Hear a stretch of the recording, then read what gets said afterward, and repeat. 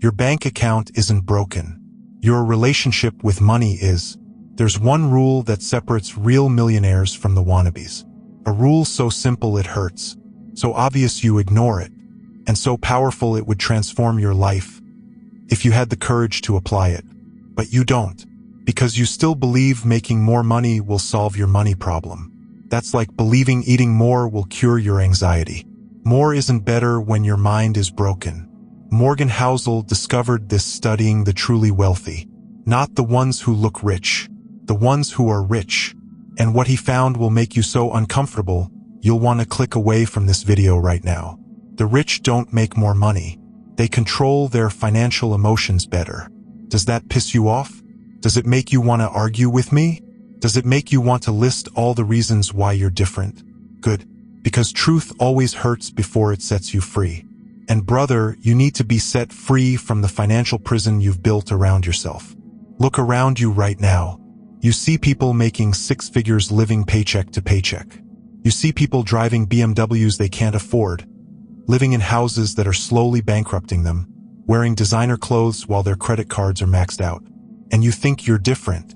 You think you're smarter. You think you have it all figured out. You're not. You don't.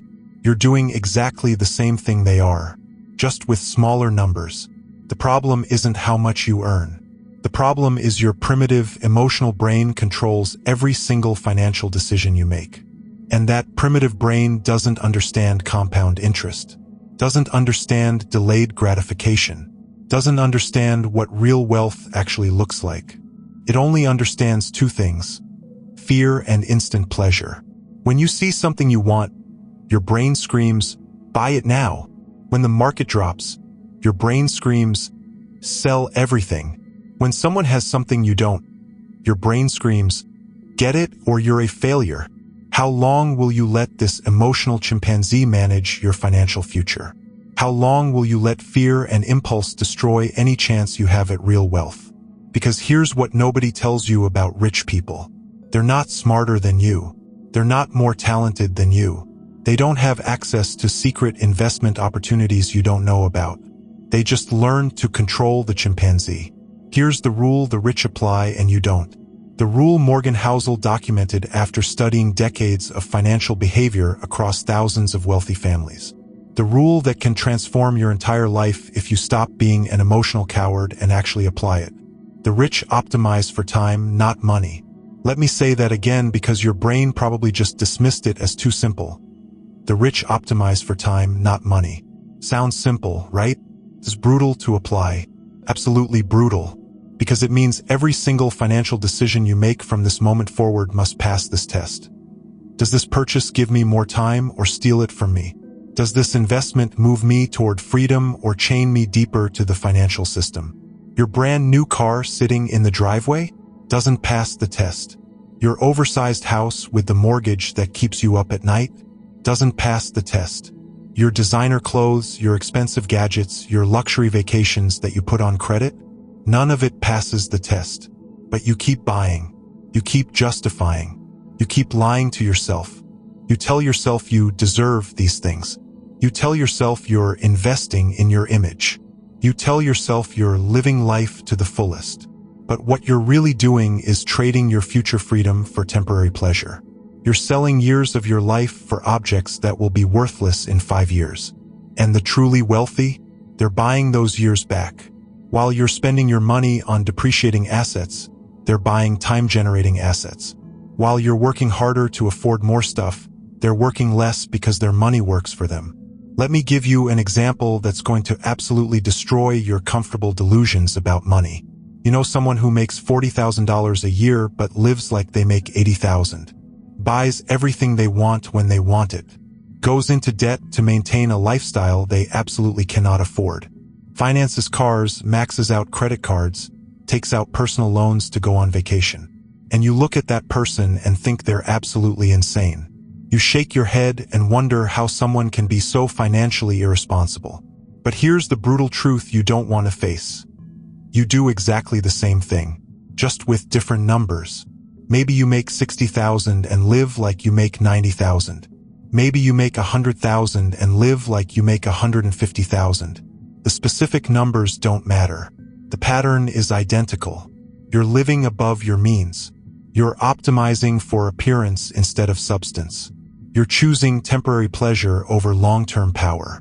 The truly rich person makes $100,000 and lives on $40,000. The mentally poor person makes $40,000 and tries to live on $80,000. The difference isn't in their income. It's in their emotional control. It's in their ability to say no to their impulses. It's in their understanding that wealth isn't about what you can buy. It's about what you choose not to buy. So what are you? Truly rich or mentally poor?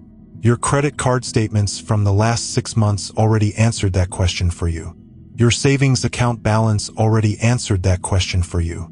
The anxiety you feel when unexpected expenses come up already answered that question for you.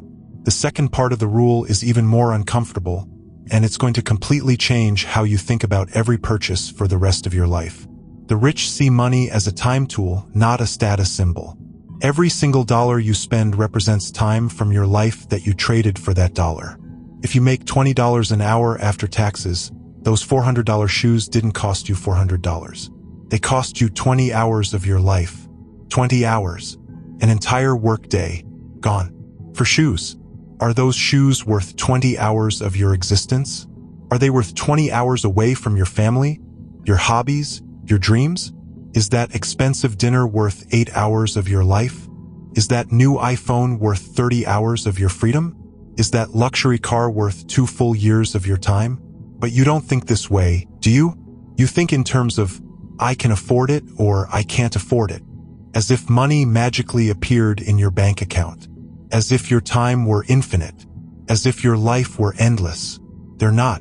Every hour you spend working for money to buy things you don't actually need is an hour stolen from the life you actually want to live. Every payment you make on debt is a payment toward your own slavery. The wealthy understand this at a cellular level. They don't see a luxury watch and think, I can afford this. They see a luxury watch and think, this costs me 40 hours of my life. Is telling time in a slightly fancier way worth 40 hours of my existence? Usually the answer is no. And that's why they get richer while you stay broke. Morgan Housel found that the truly wealthy have a radically different relationship with time than everyone else. They don't buy things. They buy freedom. They don't accumulate objects. They accumulate options. Let me ask you some questions that will reveal exactly where you stand financially, regardless of what your income looks like on paper. If your boss fires you tomorrow morning, how long can you survive without working? Not how long before you'd be uncomfortable. How long before you'd be homeless? If your partner leaves you next week, can you maintain your current lifestyle on your income alone? Can you keep your house, your car, your standard of living? If your business fails next month, do you have a real plan B? Not a vague idea about finding another job. A real, concrete backup plan with money already saved to execute it? If a major medical emergency happens to you or someone you love, can you handle it without going into debt? Without setting back your financial goals by years? The answers to these questions reveal whether you're actually wealthy or just pretending to be wealthy. Real rich people can answer years to the first question. Of course, to the second.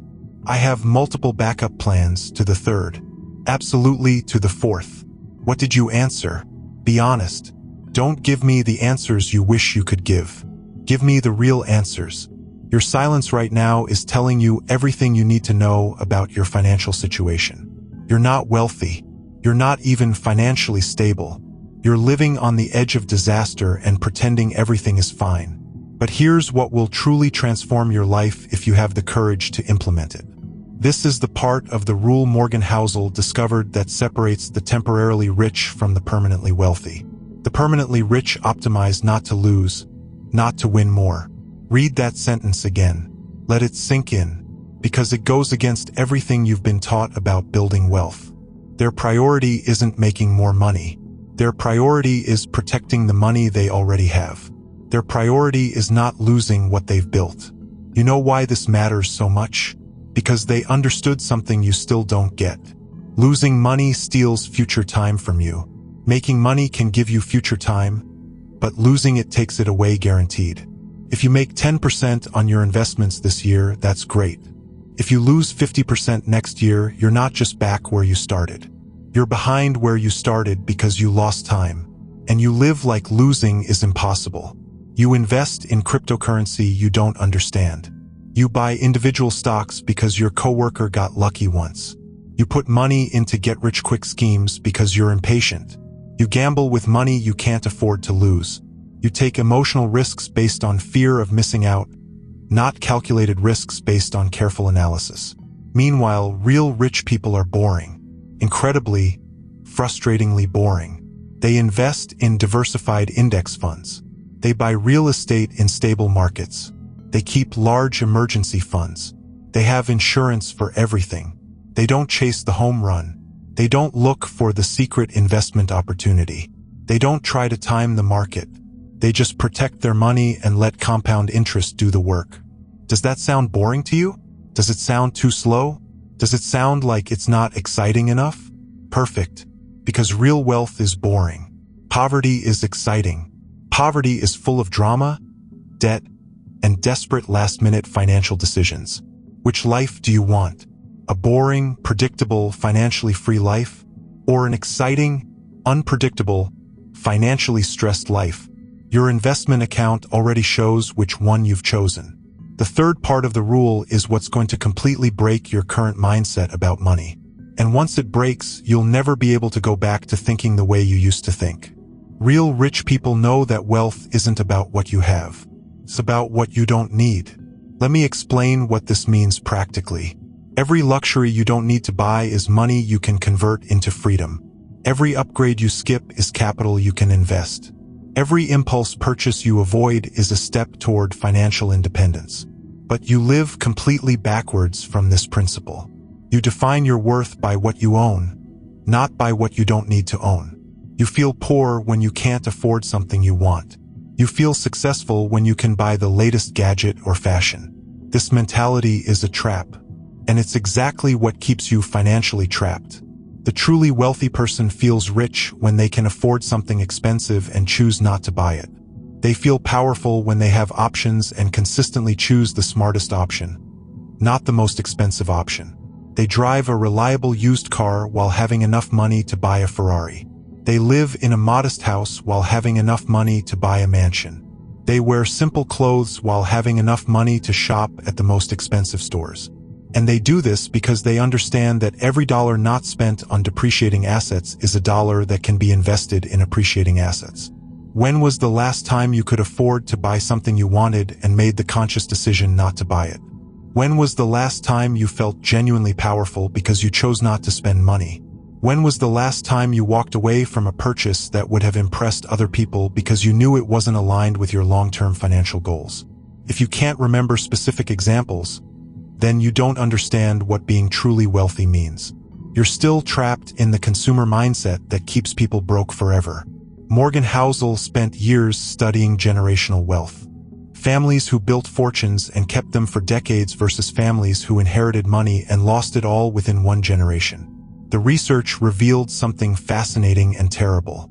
The difference between families that preserve wealth and families that destroy wealth isn't intelligence, education, or even the amount of money they start with. The difference is their fundamental relationship with money. Families that maintain wealth across generations treat money as a resource that must be carefully protected and slowly multiplied over time. They see money as a tool for creating freedom and options for their children and grandchildren. Families that lose generational wealth treat money as a tool for identity and status. They see money as something to be displayed, spent, and used to impress others. Which category do you fall into? Every financial decision you make reveals the answer. Every purchase shows whether you see money as a tool for freedom or a tool for appearance. Your children are watching. They're learning from your example. They're developing their relationship with money based on how they see you handle yours. Are you teaching them to be wealth builders or wealth destroyers? Are you showing them how to optimize for time and freedom, or how to optimize for status and appearance? The financial legacy you leave isn't just about how much money you save. It's about the financial habits and mindsets you pass down.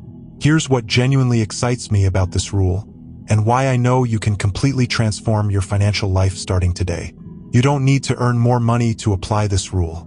You don't need a promotion, a new job, or a side business. You can start implementing this with whatever income you have right now. Today, you can decide to optimize for time instead of things. Today, you can decide to prioritize not losing money over trying to get rich quick. Today, you can choose to feel wealthy because of what you don't need instead of feeling poor because of what you don't have. The question isn't whether this works.